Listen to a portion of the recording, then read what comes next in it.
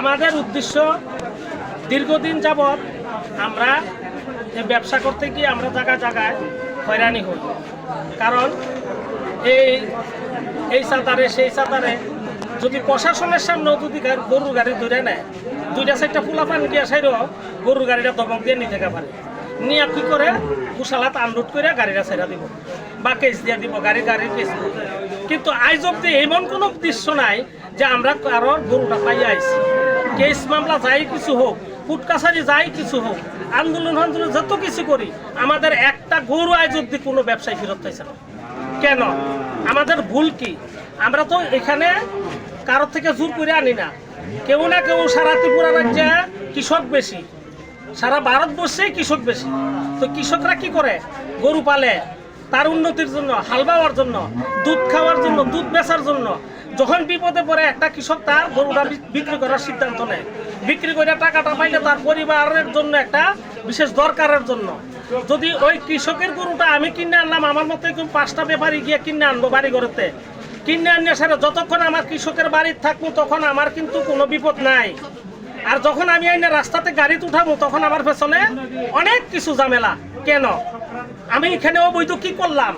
আমি গৃহস্থ থেকে গরু কিনে আনছি 10,000 টাকা, তারপর 12,000 টাকা বেচু, 2,000 টাকা লাভ করার আশায় এখানে আমি অপমান কেন হব? এটার আমাদের এটা আমরা সুব্যবস্থা চাই।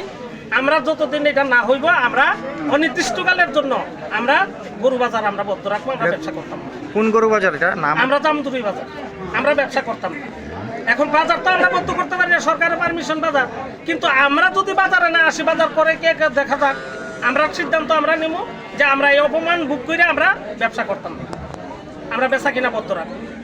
আর বিভিন্ন রকমভাবে আমাদের ব্যবসায়ীরা, গাড়ির ড্রাইভার বিভিন্নভাবে হয়রানি হইতে আছে।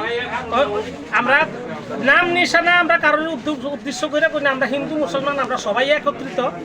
আমরা হিন্দু মুসলমান সবাই একত্রিত নিয়ে আমরা সিদ্ধান্ত নিয়েছি যে আমরা বেচা কিনা আর করবো না, আমাদের ব্যবসা বন্ধ রাখবো।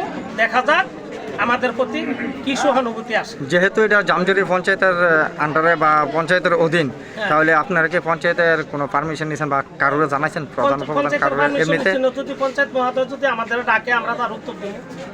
আমরা কেন বদ্ধ রাখছি? যদি আমরা এক বাজার বদ্ধ রাখলে যদি আমাদের পঞ্চায়েত ডাকে, বাধ্য আমরা পঞ্চায়েতের ডাকে সারা দেবো, আমরা আসবো, আমরা পঞ্চায়েতের আলোচনা করবো। যদি পঞ্চায়েত এরকম আর যোগাযোগ করে সেটা করে যে না আপনারা সুব্যবস্থা বা আপনারা এরকম লাঞ্ছনীয় বঞ্চিত হবেন না, আপনারা বাজার করেন, বাস আমরা করবো। আর যদি আমাদের যদি তারা সারা না দেয়, তো আমরা কার ভরসা আসবো? আমরা এখানে কার ভরসা আসি? আমরা তো প্রশাসনের ভরসা আসি, পঞ্চায়েতের ভরসা আসি। তো পঞ্চায়েত মহোদয় যদি আমাদের ভরসা দেয়, প্রশাসন বাদ দিতে বাধ্য, প্রশাসনও দিব। তা আমাদের সুব্যবস্থা হলে আমরা বদ্ধ করার কোনো উদ্দেশ্য নাই। আমরা উদ্দেশ্য একটাই, আমরা কেন অপমান অবদস্ত হইব, কেন হয়রানি হব, আমার ব্যবসায়ী ভাইরা কেন জায়গাতে লাঞ্ছনিত বঞ্চিত হইব, লক্ষ লক্ষ টাকার গরু কুশালাত গাড়ি আনলোড করে ছেড়া দিব, কেন আমরা কোনো ব্যবস্থা বিচার ব্যবস্থা পাইতাম না? এই উদ্দেশ্যে আমার ব্যবসায়ের সম্মতি নিয়ে, যেমন আমার কমিটির ব্যবসায়ীরা এবং আমরা সারা ত্রিপুরা রাজ্যের হিন্দু মুসলমান আমরা যারা ব্যবসায়ী আছি, আমরা সবাই সিদ্ধান্ত নিয়েছি যে আমরা বাজার বন্ধ রাখবো। আমরা এই সিদ্ধান্তে হলো আমরা যতদিন আমাদের কোনো সুব্যবস্থা না হয় বা কোনো আমাদের সহানুভূতি না আসে কোনো তরফ থেকে, তাতে আমরা বন্ধ রাখবো। সবাই একমত নেই।